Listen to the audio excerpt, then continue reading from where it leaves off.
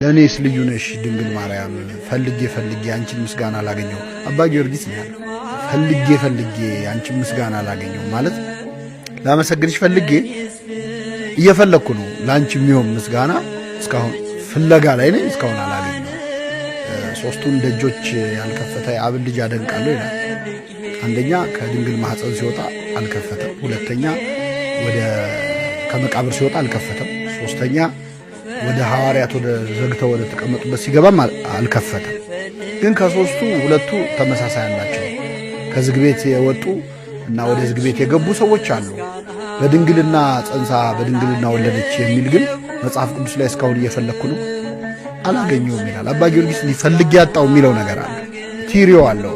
እኔ የተጠማሁ ነኝ፣ አንቺ ጽዋ ነሽ፣ ልጅሽ ውሃ ነው ይላል። እኔ ተሻጋሪ ነኝ፣ አንቺ ድልድይ ነሽ፣ ልጅሽ ማረፊያ ቦታ ነው ይላል።